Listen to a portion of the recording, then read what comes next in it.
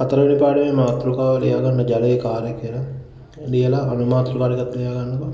4 1 4 ඉවරයි. 2 4 3. හතර එක මාතෘකාව ඉස්සරහ ක්ලියර් කරමු.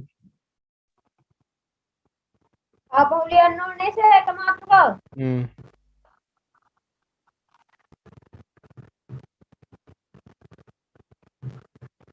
ඒකත් හරි. ඒක තියෙන ජලයේ ද්‍රාවක ගුණය කියන අපි ද්‍රාවක ගුණය කියලා කියන්නේ ජලයේ ගොඩක් දේවල් හොඳට දිය වෙනවනේ. ජලයේ ඕනිම දෙයක් හොඳට දිය වෙන නිසා අපි කියනවා ජලයට හොඳ ද්‍රාවක ගුණයක් තියෙන ද්‍රාවකයක් කියලා. මේ ඒ නිසා අපි ජලයට හොඳ ද්‍රාවකයක් කියලා කියනවා. ඒ තරුවක් දාලා ලියන්න. විවිධ ද්‍රව්‍ය දිය කිරීමේ හැකියාව විවිධ ද්‍රව්‍ය දිය කිරීමේ හැකියාව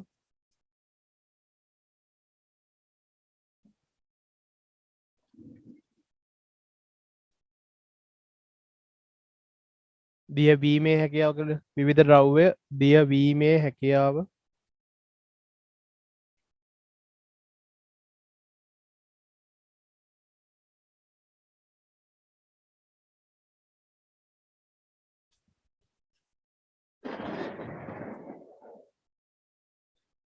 ද්‍රාවක ගුණය ලෙස හඳුන්වයි.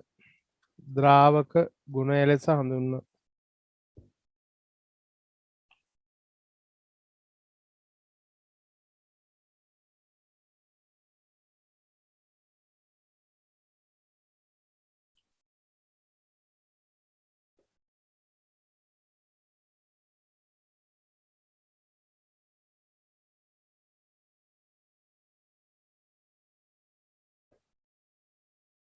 ඒකේ ද්‍රාවක ගුණය කියන එක highlight කරන්න.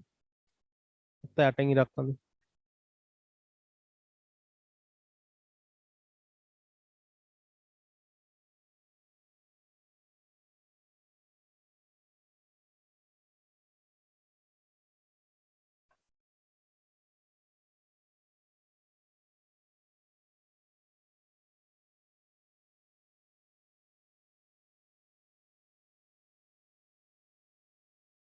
හරි ඒකේ උදාහරණ කියලා ලියන්නකෝ මේ තියෙන ජලයේ ද්‍රාවක ගුණයෙන් අපි වැඩ ගන්න අවස්ථාව.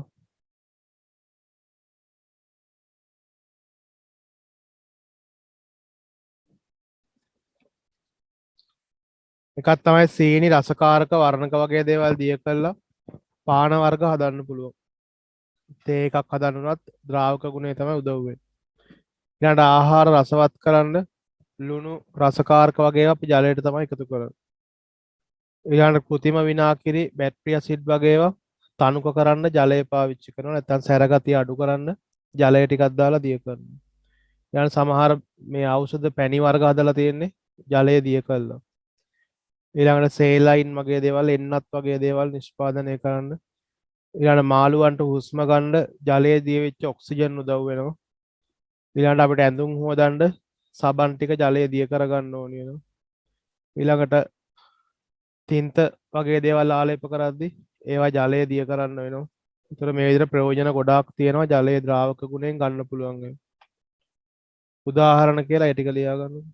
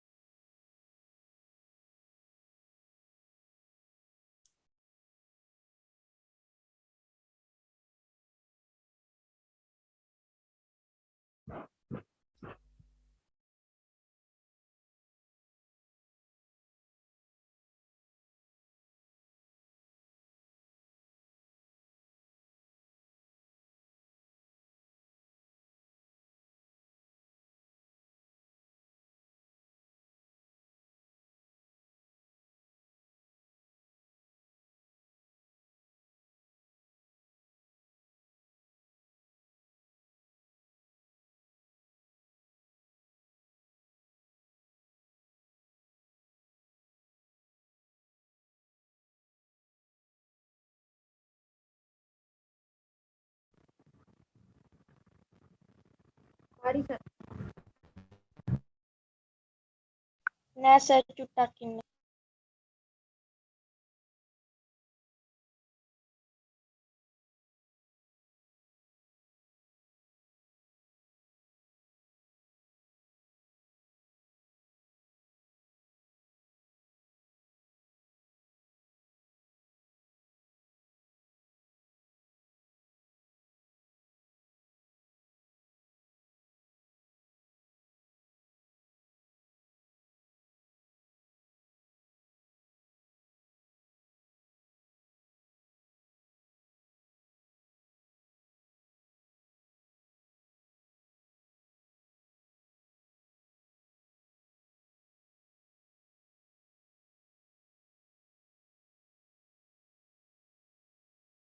හරනේ තවලිනා ඉන්න. චුට්ටක් ඉන්න සර්. චුට්ටක් ඉන්න සර්.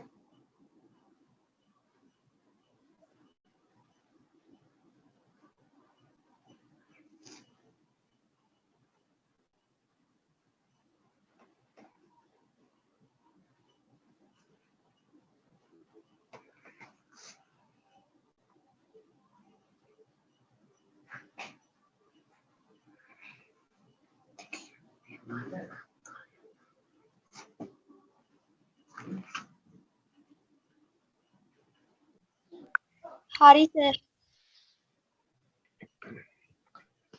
හරි එතකොට ඒ ටිකේ තියෙන්නේ මේ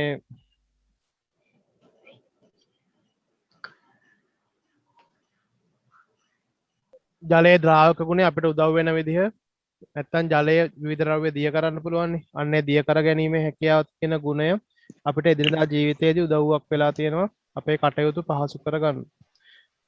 ඊට පස්සේ මෙන්න මෙතන තියෙනවා බලන්න තව කරුණු කීපයක්.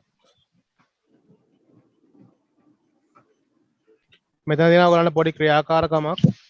මේකෙදි අපිට පුළුවන් මේ පොඩි පීරිසියක ටින් පියනකට ලුණු ටිකක් දාලා ලුණු කුඩු ටිකක් වතුරේ දිය කරලා ඒ වතුර ටික දාන්න ඕනේ ටින් පියන උඩට. දාලා මේක අපි රත් කරනවා. රත් කරද්දී අර ලුණු වතුරේ තියෙන ජලය ටික මොකද වෙන්නේ? ලුණු වතුර ටිකක් දාලා මේක උඩට රත් කරනකොට ඒ ලුණු වතුර වල තියෙන ජලය ටික මොකද වෙන්නේ? වාෂ්ප වෙනවා. ජලය ටික වාෂ්ප වෙලා යනවා. ඒතර මේ සුදු පාට කුඩක් මේක උඩ ඉතුරු වෙනවා. ලුණු කුඩු වෙන් කර ගන්න පුළුවන්. දැන් ලුණු කුඩු ඇත්තටම මේ දිය වෙලා තියෙන්නේ කොහෙද ලුණු දිය වෙලා තියෙන්නේ? මුහුදු ජලයේ නේද? එතකොට අපිට පුළුවන් මුහුදු ජලය අරගෙන මේ විදිහට වාෂ්ප කරන්න පුළුවන්. වාෂ්ප කරපුවාම අපිට පුළුවන් ලුණු වෙන් කරගන්න. දැන් ඔයගොල්ලෝ දැකලා තියෙයි පුත්තලම හම්බන්තොට වගේ පැතිවල මේ වගේ විශාල ලුණු ලේවායවල ලොකු තටාක හදලා ඒකට මුහුදු ජලය පොම්ප කරනවා. ඊට පස්සේ ඒවා වාෂ්ප වෙන්න තිබ්බම ලුණු ටික තැම්පත් කරලා අවක්ෂේප කරගන්න පුළුවන්. එතකොට මේ විදිහට මුහුදු ජලයෙන් ලුණු වෙන් කරගන්න අපිට වෙන් කර ගැනීමේ ශිල්පීය ක්‍රම උදව් වෙලා. එතකොට ඒකෙත් අර ලුණු දිය වෙලා තියෙන්නේ ජලයේ තියෙන ද්‍රාවක ගුණය නිසා. ඊළඟට උග්ගස්වල යුෂයේ තියෙනවා සීනි දිය වෙලා. එතකොට අපිට ඒවත් පුළුවන් උග්ගස්වල තියෙන සීනි ද්‍රාවණේ ජලය ටික අයින් කරගත්තම අපිට පුළුවන් ඒකෙන් සීනි වෙන් කර ගැනීමක් කරන්න. මුහුදු ජලයෙන් ලුණු වෙන් කරා වගේ මේ උක්කුෂවල තියෙන ජලය අයින් කරාම සීනි වෙන් කරගන්න පුළුවන්. ඊළඟට මෙතන තියෙනවා කිතුල් රා පොල් මලෙන් නැත්තම් කිතුල් මලෙන් අපි කපලා රා ගන්නවනේ. රාවලත් අපිට පුළුවන් ජලය ටික අයින් කරගත්තම ඒකෙන් අපිට හකුරු වගේ දේවල් නිෂ්පාදනය කරගන්න පුළුවන්. පැණි ජලය ටිකක් අයින් කරාම පැණි හම්බ වෙනවා. ජලය හොඳටම අයින් කරාම හකුරු හම්බ වෙනවා. හකුරු වෙන් කරගන්නත් පුළුවන්. ඒතර ඒ විදිහට ජලයේ ද්‍රාවක ගුණය වගේම ජලයේ දිය වෙලා තියෙන දේවල් වෙන් කර ගැනීමත් අපිට එදිනදා ජීවිතයේදී උදව් වෙලා තියෙනවා. ඔයගොල්ලෝ දෙවෙනි තරුව දාලා ලියන්නකෝ. මේ පළවෙනි තරුව ලිව්වේ අර ද්‍රාවක ගුණය හැඳින්වීම නේද? ඔව් සර්. දැන් දාන්න දෙවෙනි තරුව.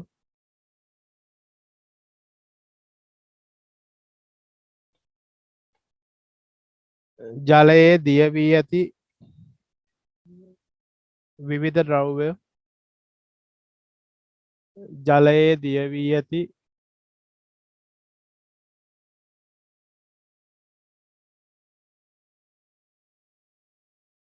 ජලයේ දිය වී ඇති විවිධ ද්‍රව්‍ය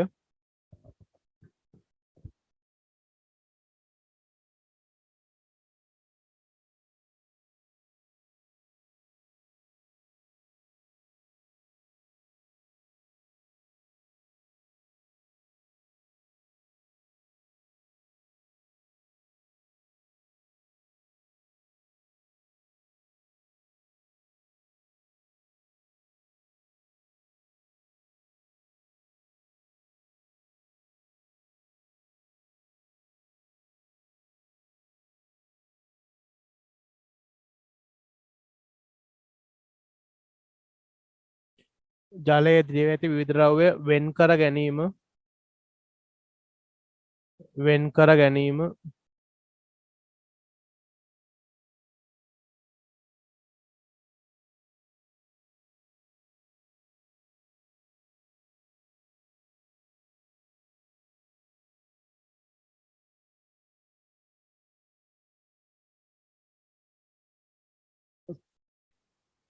ප්‍රයෝජනවත් වේ.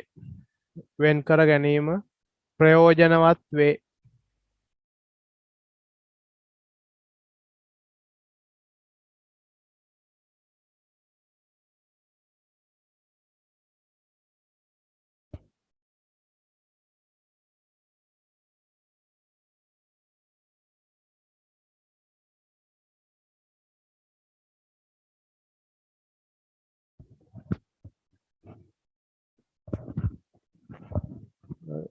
ඒකටත් උදාහරණ කියලා ලියන්නකො කලින් ලිව්වා වගේ.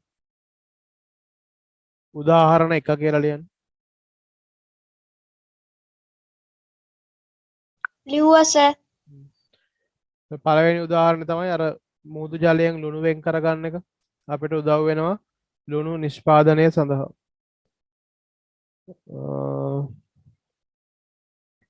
මුහුදට ලුණු ආවේ කොහොමද කියලා දන්නවද ඔයගොල්ලෝ? हाँ सर नहीं सर नहीं सर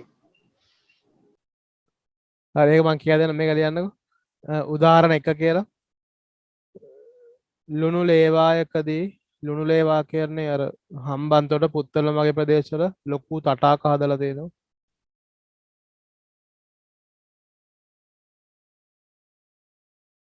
ලුණු ලේවායකදී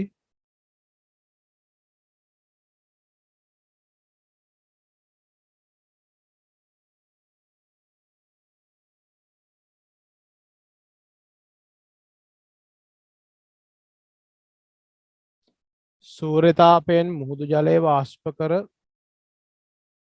ලුණු හෙවත් සෝඩියම් ක්ලෝරයිඩ් වෙන් කර ගැනීම සිදු කරයි.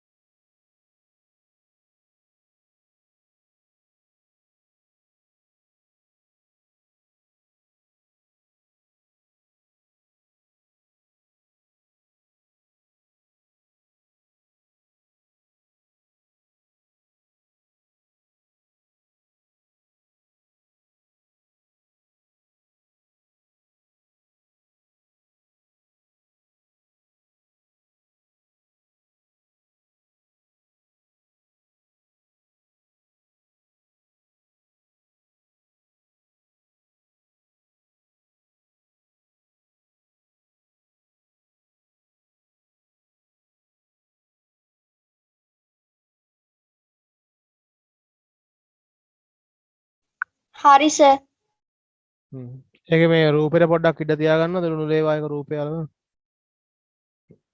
රූප මම එවන්නම් එව්වේ නෑනේ. नहीं सर ඒතොර ඒක හරි. ඊළඟ ලියන්න දෙවෙනි ප්‍රයෝජනේ. මේක අර සෝඩියම් ක්ලෝරයිඩ් කියන එක පොඩ්ඩක් හයිලයිට් කරගන්න. අපි ලුණු වලට කියන්නේ විද්‍යාත්මක නම තමයි සෝඩියම් ක්ලෝරයිඩ්. ඒක පොඩ්ඩක් හයිලයිට් කරලා තියාගන්න.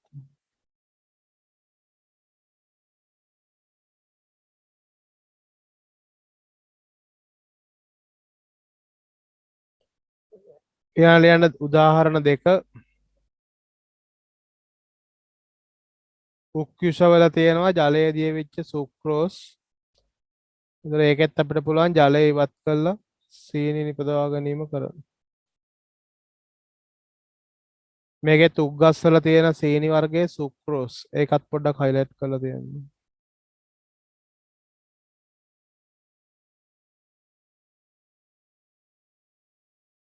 ඒකෙත් රූපෙට ඉඩ තියන්න. උක්ගස්වල රූප.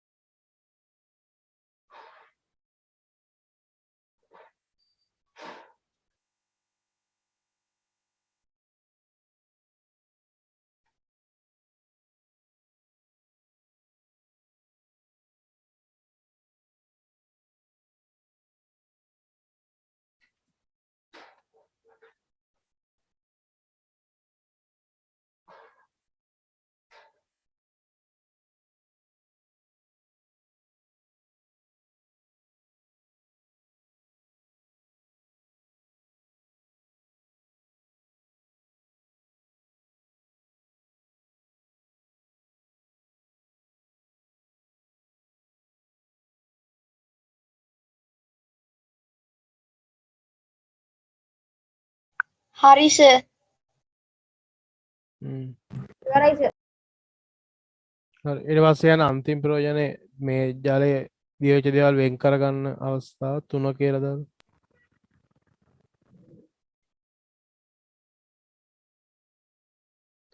මෙතන තියෙනවා පොල් ගස් වලින් හරි නැත්නම් අපිට පුළුවන් ඔය තල් කිතුල් වගේ ගස් වලින් ඒකේ තියෙන මල කපලා මීරා කියන ඒවා වෙන් කරගන්න.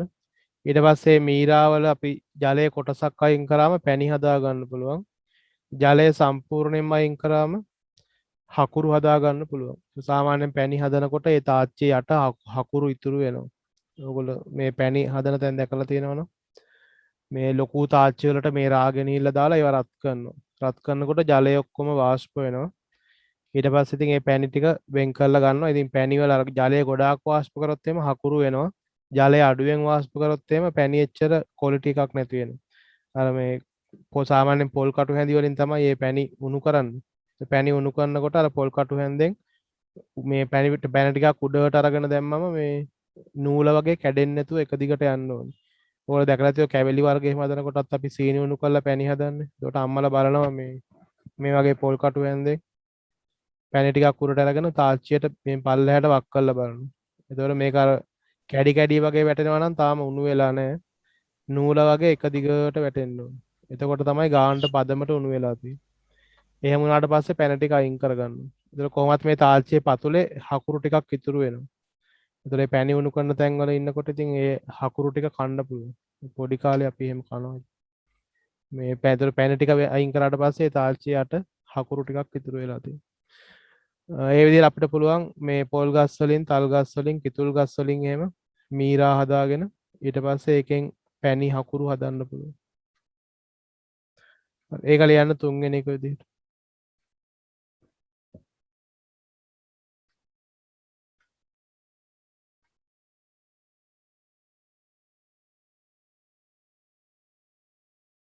මේකෙත් හයිලයිට් කරන්න ඕනි මේ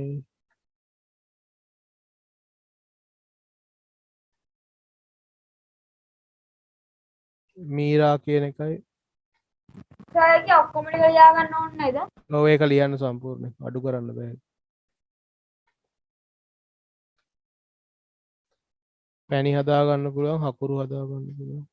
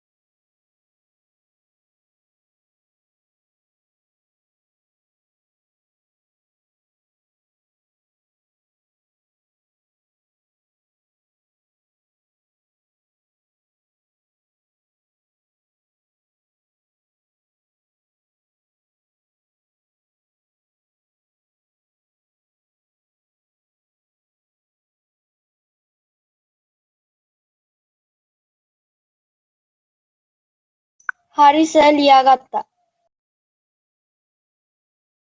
හරි ඔය ටික තමයි තියෙන්නේ ජලය අපිට ද්‍රාවක ගුණය කියන එකෙන් තියෙන ප්‍රයෝජන තමයි ඔය කිව්වේ විශේෂයෙන් මුලින්ම කිව්වා ද්‍රාවක ගුණයෙන් තියෙන ප්‍රයෝජන ඊළඟට කිව්වා ඒ ද්‍රාවක ගුණය නිසා දිය වෙලා තියෙන දේවල් වෙන් කර ගැනීම ප්‍රයෝජනවත් වෙන අවස්ථාව. ඒතර මේකට ඔයාලට ඒකෙත් රූපෙට ඉඩ තියන්න මේ පොල් මලක් කපලා රා ගන්න අවස්ථාවක් රූපයක් තියෙන. ඒකටත් ඉඩ තියාගන්න. මේ ක්‍රියාකාරකම පොඩ්ඩක් දාගන්න.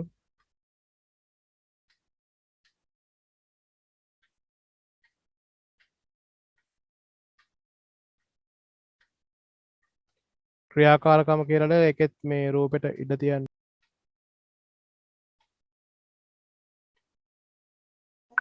සර් ස්ථිති විද්‍යුතය පාඩමේ නෝට් එක දාන්න පුළුවන්ද? දාන්න.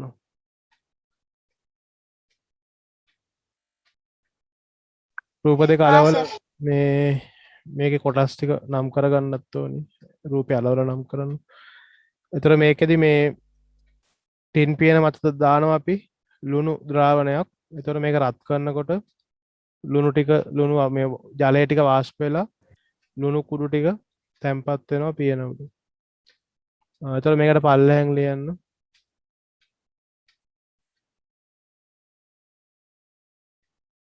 ඕල ගොඩක් කොටස් ටික මේකෙම නම් කරලා තියෙනවා. පස්සේ මේ රූපය ඇලෙව්වට පස්සේ පොතේ නම් කරගන්න. දැන්ට නිකන් පැන්සලෙන් ලියලා තියන්නකෝ මේ ටින් පියන. දැන්ට පැන්සලෙන් නිකන් ලියා ගන්න. ඊළඟට මේකට අපි දාන්න ඕන ලුණු ද්‍රාවණයක්.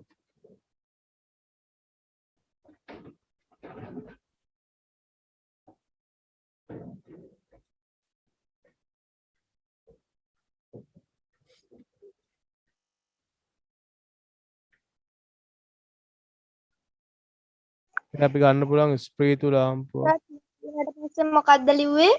හ්ම් ටින් පියනට පස්සේ මොකද්ද ලිව්වේ? ලුණු ද්‍රාවණය.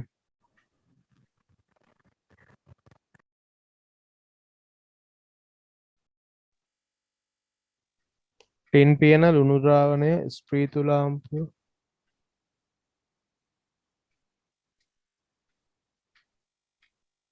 මෙතන කොටස් නම් කරලා තියෙනවා. ස්ප්‍රීතු ලාම්පුව ටින් පියන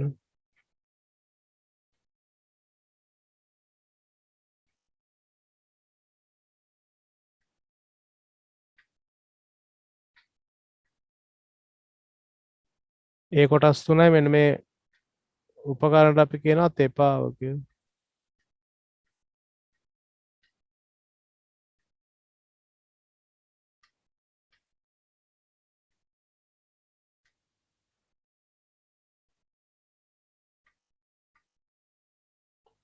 තෙපාව. සර් අනිත් රූපේ නම් කරන්නේ නැද්ද? ඒක තියෙන්නේ අර මේක වෙනුවට ඉටිපන්දමක් ගන්නත් පුළුවන්. එතකොට ඉතින් ටිකක් වෙලා යනවා රත් කරන්න. මේ ඒකෙදි අපිට මේ තෙපාව ගන්නත් බෑ මොකක් කර ටින් එකක් වගේ එකක් තමයි ගන්න බෑ. ඒකට වඩා ලේසි මේක විද්‍යාගාරවල බලු ටික තියෙනවා. අනිත් රූපය ඔල්ල හා සර්.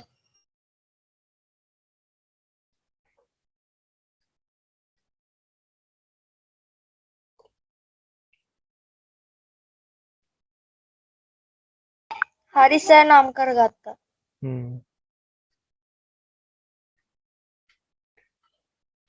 හරි ඊට පස්සේ පල්ලෙන් ලියන්න මේකට යටින්.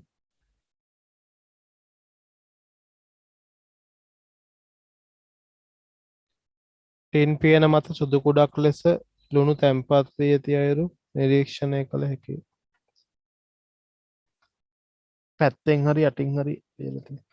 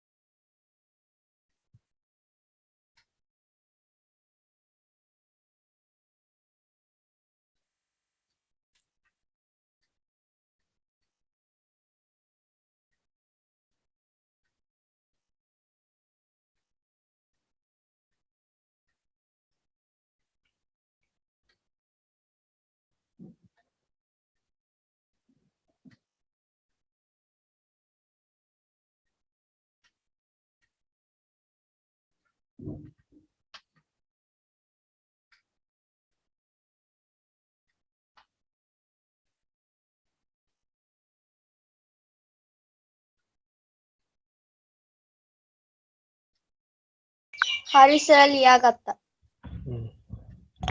හරි සර් ඉවරයි. ඉවරයි සර්. මේ උතරින් හරියක් දාන 4 එක මාතෘකාව ඉවරයි එතනින්.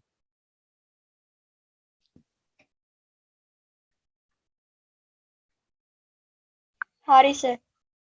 4.2 ලියන්න ජලය සිසිලන කාරකයක් ලෙස.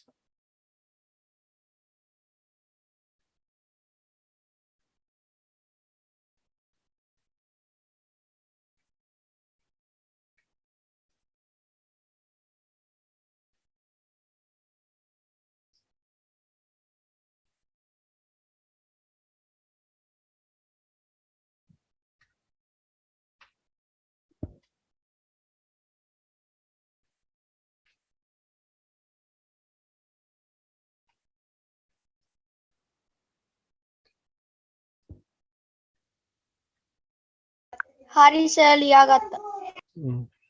සිසිලන කාරකයක් කියලා කියන්නේ අර ඔයගොල්ලෝ දැකලා ඇති වාහනවල මේ බස් එකේ එහෙම දැකලා ඇති මේ එන්ජින් එක ගාව තියෙන වතුර දාන එකක් රේඩියේටර් එක කියලා. ඒකට දාන වතුර අපි. ඒ කියන්නේ එන්ජින් එක ගාවම තියෙන පොඩි වතුර දාන්න වෙනම රේඩියේටර් එකක් කියලා කළු පාට ලොකු බොක්ස් එකක් ඔය. මේ ඒතර ඒ වතුර දාපුවම මේ ඒ වතුර වලට පුළුවන් අර එන්ජිම ගොඩක් රත් වෙනවනේ. දැන් ওই බස් වල එහෙම නම් හොඳට ඒක පේන්න තියෙනවා එන්ජිම ළඟ ලොකුවට තියෙන මූඩියක් ඇරලා වතුර දාන. මේ ඒතර වතුර දාලා තිබ්බම ඒ එන්ජිමෙන් හදන තාපය අර ජලයට පුළුවන් උරා ගන්න. ඒතර රේඩියේටරෙන් කරන්නේ වතුර උරා ගන්න එක. වතුර උරාගෙන මේ එන්ජිම සිසිල් කරන්න පුළුවන්. එතකොට ඒ විදිහට මේ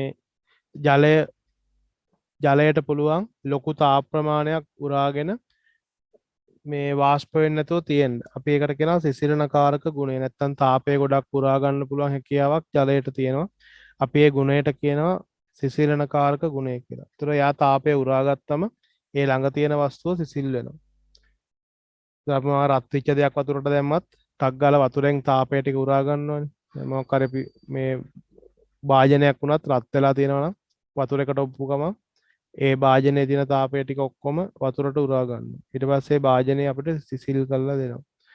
එතකොට මේ විදිහට ඕනිම රත් වෙච්ච දෙයක් දෙක තියෙන තාපය උරාගෙන ඒක සිසිල් කිරීමේ හැකියාවක් තියෙනවා මේ ජලයට. අපි ඒ ගුණයට කියනවා සිසිලනකාරක ගුණය කියලා. ඒකෙත් තරුවක් දාලා ලියන්න ඉස්සෙල්ලා.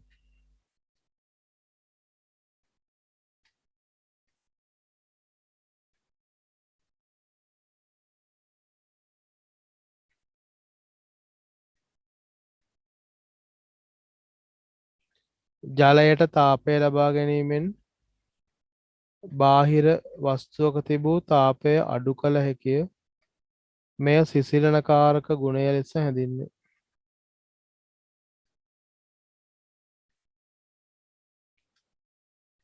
ඒක හයිලයිට් කරන්න සිසිලනකාරක ගුණය.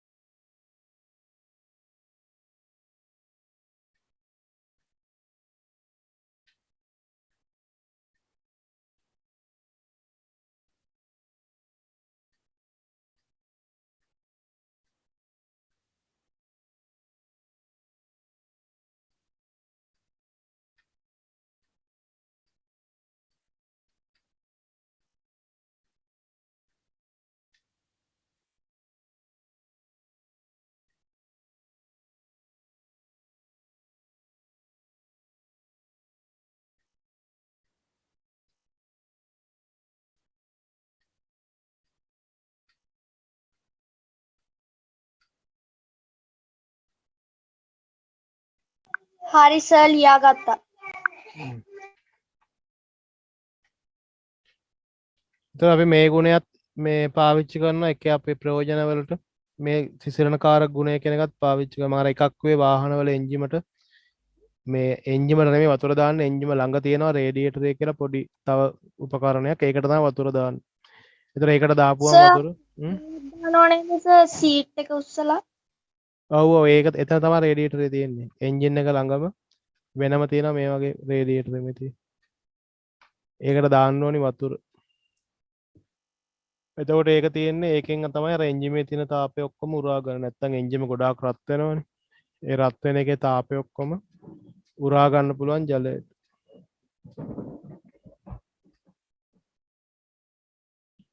හරි ඒතර ඒකෙත් මේ උදාහරණ කියලා ලියන්න.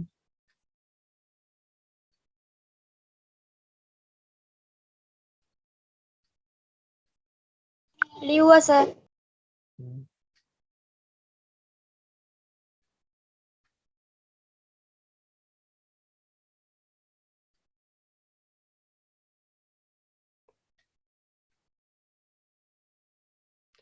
මේ ටික ලියන්න එන්ජිමේ තාපය එයට සම්බන්ධ විකිරකයකට දමා ඇති ජලය හෝ කූලන්ට් මගින් ලබා ගැනීම නිසා එන්ජිම අධික ලෙස රත් වීම පාලනය වේ.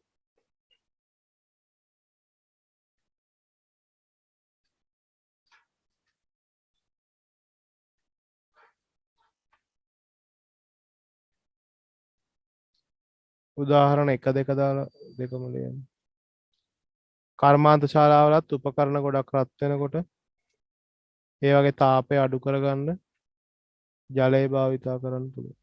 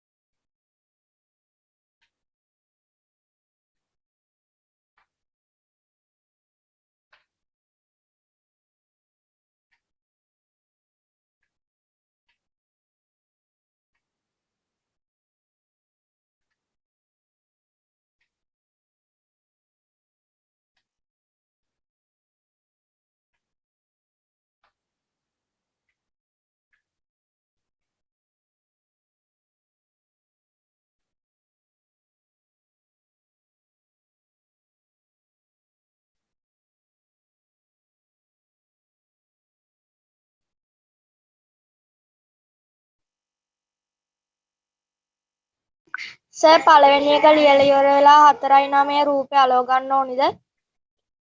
දෙකම ලියලා පස්සේ ලෙව්වත් කමන්නේ. කැමති විදිහකට කරන්න.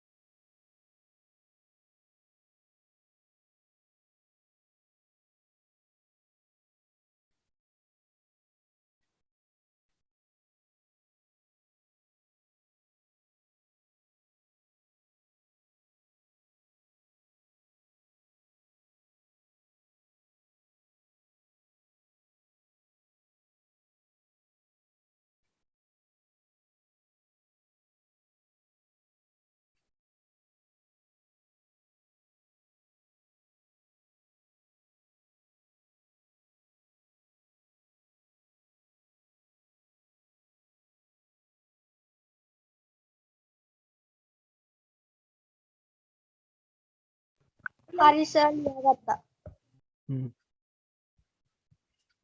තලියනා ඉන්න ඔව් සර්. හ්ම්. ඔව් සර්. ඉවරයි සර්.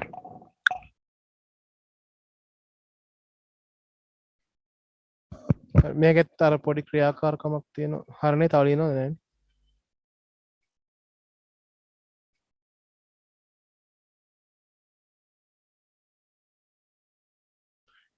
නැහැ මේකෙත් ක්‍රියාකාරකමක් තියෙනවා ලියන්න ක්‍රියාකාරකම දෙක කියලා දැම්ම නම් හරි කලින් අපි එක දැම්ම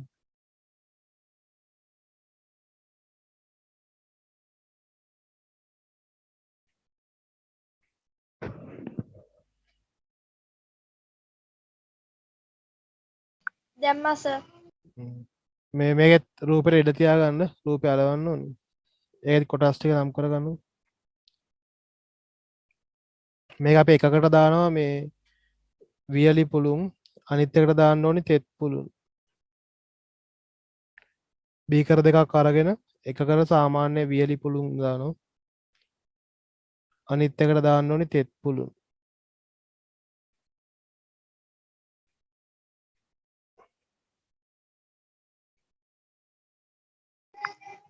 සර් ඒකටත් මේ ඉඩ අරින්න ඕනිද පින්තූරය අලව ගන්න? ඔව් ක්‍රියාකාරකම කියලා ලියලා රූපෙට ඉඩ තියාගන්න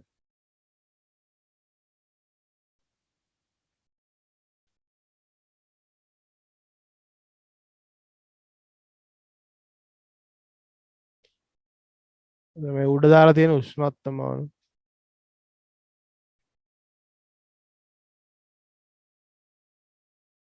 සර් ඔකේ පින්තූර PDF එක දාන්න පුළුවන් ගෲප් එකට. ඔව් දානවා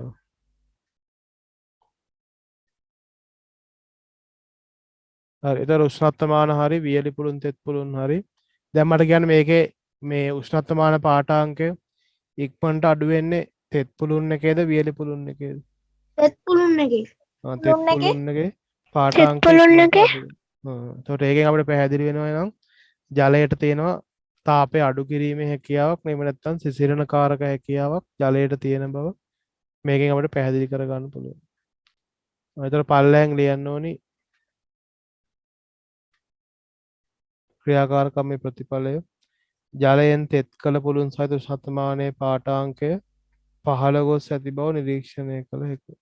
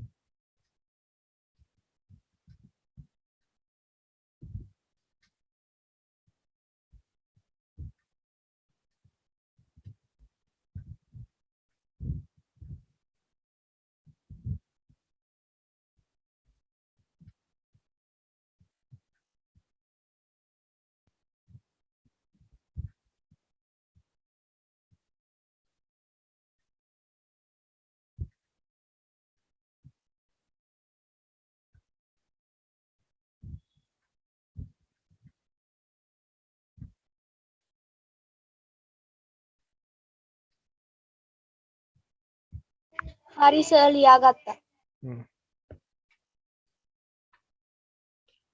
හරි එතකොට අපිට සිසිලනකාරක ගුණය ගැනත් ඔය ටික තමයි තියෙන ඉගෙන ගන්න. හරි ඊට පස්සේ යන අන්තිම 4.2 මාතෘකාවට හරියක් දාන්න. 4.3 ලියන්න අන්තිම මාතෘකාව ජලය ජීවයේ මාධ්‍යයක් ලෙස.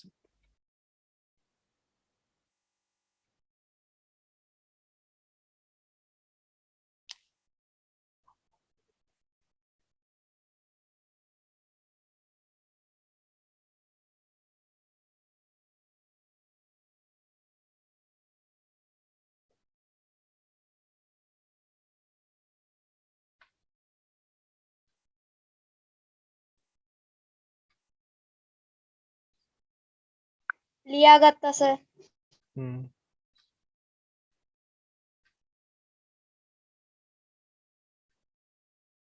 හරි මේක තියෙනවා එතකොට මේ ජීවයේ මාධ්‍යයක් කියලා කියන්නේ අපිට ජලයේ අපේ ශරීරයේ 4/3ක් විතරම තියෙන ජලය 65ක් විතර මේ 65 75 අතර ගානක් අපේ ශරීර දේහ බරින් ජලය තමයි තියෙන්නේ.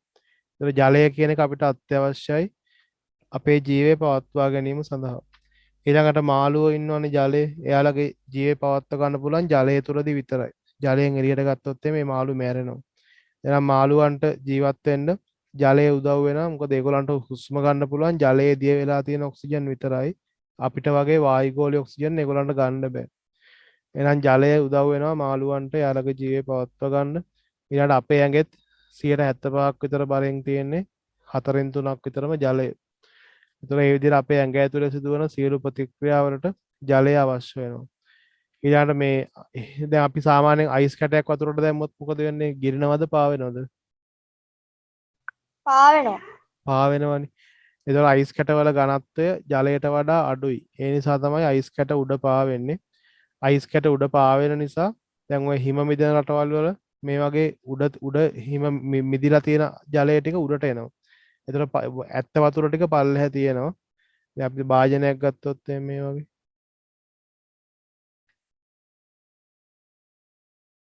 මම මෙතන නිකන් භාජනයක් අඳිනවා මේ වගේ භාජනයකට වතුර දාලා තියෙනවා කියලා හිතන්නකො.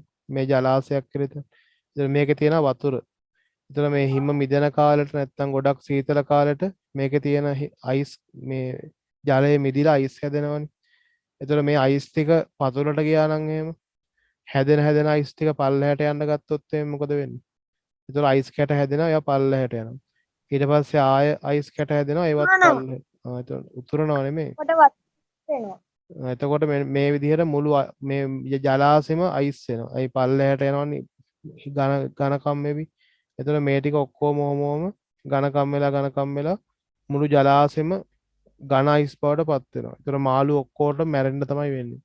හැබැයි එහෙම වෙන්නේ ඒ වෙනුවට වෙන්නේ ජලාශයේ මේ මිදෙන ටික උඩට එනවා. දැන් අපි හිතමු මේ හරිය තියෙන අයිස් ඝනකම් වුණා කියලා. ඒතර මේ ටික උඩට ඇවිල්ලා පාවෙනවා. එතකොට මේ අයිස් තට්ටුව උඩ පාවෙනවා.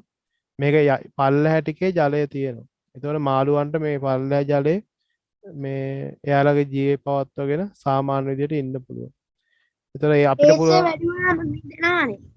හා වැඩි වුණාම මිදෙනවානේ. ඔය සම්පූර්ණයෙන් මිදෙන්න තරම් එච්චරම සීතල වෙන්නේ නැහැ නේද?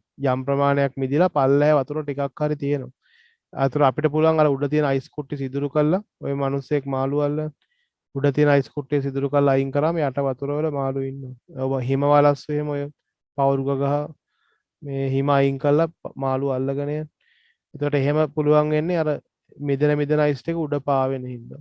එතකොට අපිට ඒකත් උදව්වක් වෙනවා මේ ජලජ ජීවීන්ට යාළගේ ජීවේ පවත්වා ගැනීම සඳහා. ඊට පස්සේ අපේ ඇඟෙත් සිදුවන සියලු රසායන ප්‍රතික්‍රියාවලට ජලය කියන එක අත්‍යවශ්‍යයි. ඒ වගේ ප්‍රයෝජන ගොඩක් තියෙනවා. එතකොට ජීවේ පවත්වා ගන්නට ලියන්න එක කියලා පළවෙනි එක.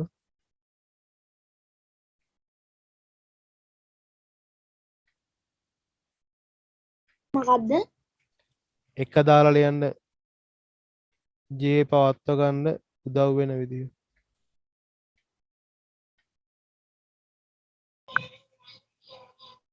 ජලජ ජීවීන්ට ජීවේ පවත්වා ගැනීමේ මාධ්‍යයක් ලෙස ජලය වැදගත් වෙනවා.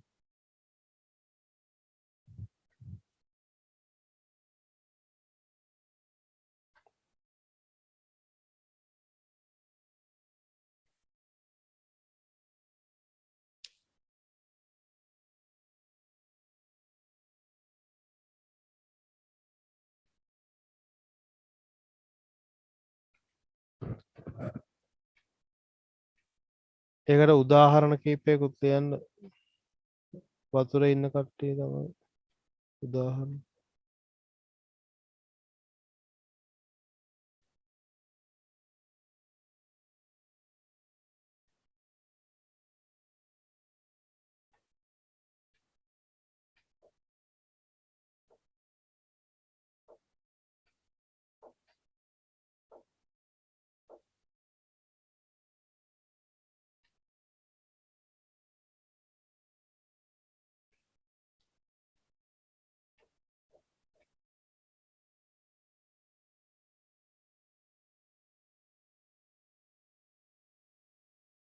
සර් උදාහරණ කියලා අර තිලාපියයි කෙලවල්ලයි ලියා ගන්න ඕනද?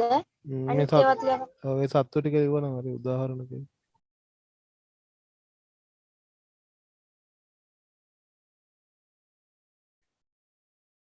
සත්තු වර්ග කරන්න ඕනේ වර්ග කරන විදිහ අපි කලින් කරලා තියෙනවා. උදාහරණ තිලාපියා කෙලවල්ල තල්මසා ඩොල්ෆින් සත්තු පහක් විතර ලියන්න උදාහරණ.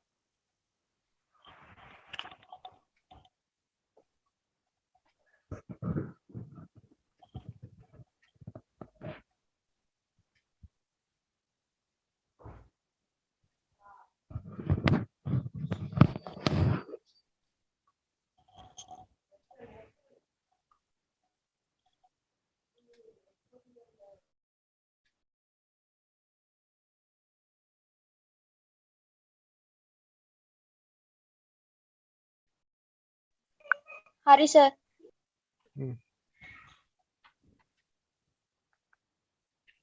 ඊපස්සේ උදාහරණ දෙකක් ලියන්න.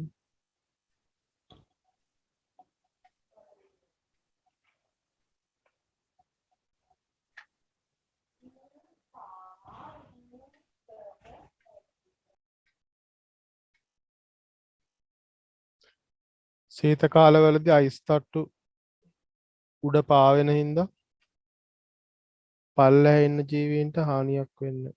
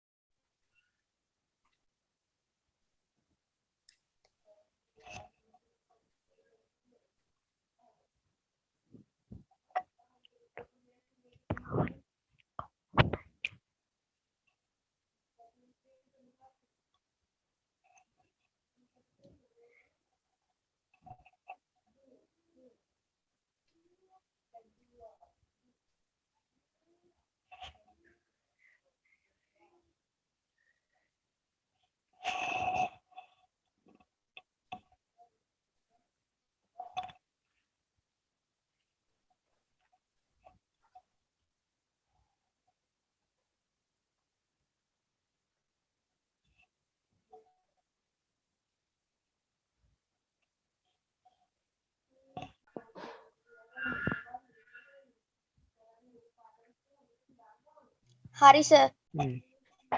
ඒකත් අර රූපෙට ඉඩ තියාගන්න. අයිස් කුට්ටි හිල් කරලා මාළු අල්ලන මිනිස්සෙක් ඉන්නේ. ඒකට ඉඩ තියාගන්න.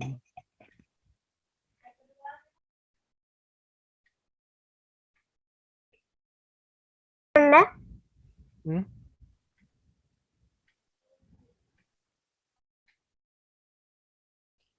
හරි ඊට පස්සේ මේ තුන ඔයගොල්ලෝ ගෙදර ඉඳන් ලියනවද? මට දැන් වෙලා මේ ආයෙත් ක්ලාස් එකක් තියෙනවා. මම නිකන් කියලා දෙනවා මේ තුන ගෙදර ඉඳන් ලියන්න ඕනි.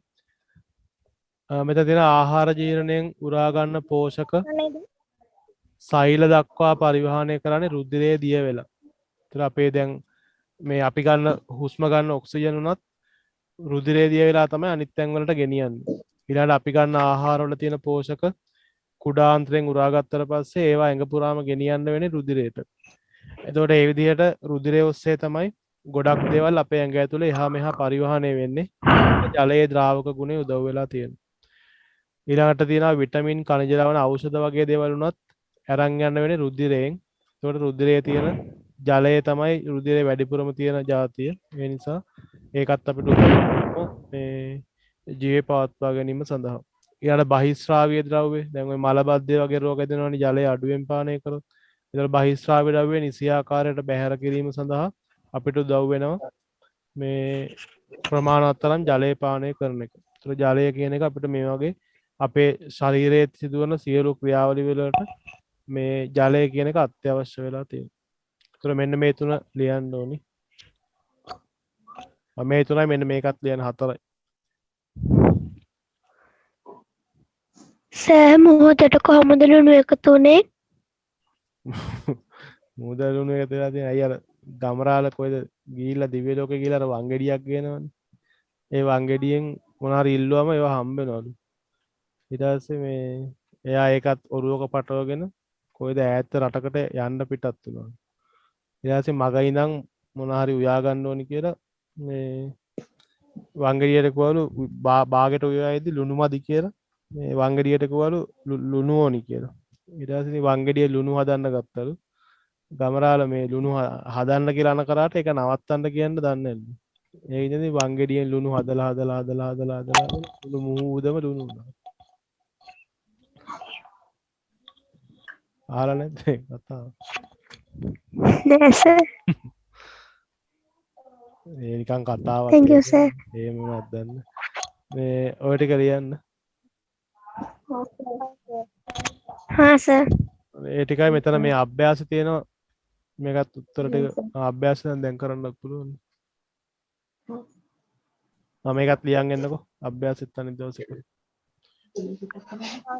අභ්‍යාසයේ රෝකෙත් පේපරේ ලියන් එන්න මගේ පේපර්ස් ටික ඔක්කොම දාන්නම්. තුන්වෙනි පාඩමේ පේපර දෙකයි මේකේ පේපරයි අභ්‍යාසයේ ටික ඔක්කොම කරගෙන. විතර. හා සර්. බුදු සරණයි sir. Thank you, sir. Good night, sir. Sir තාම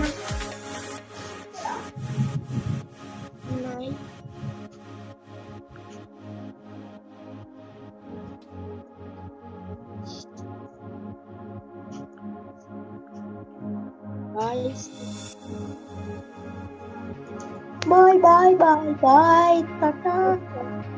Bye, bye, bye, bye, bye.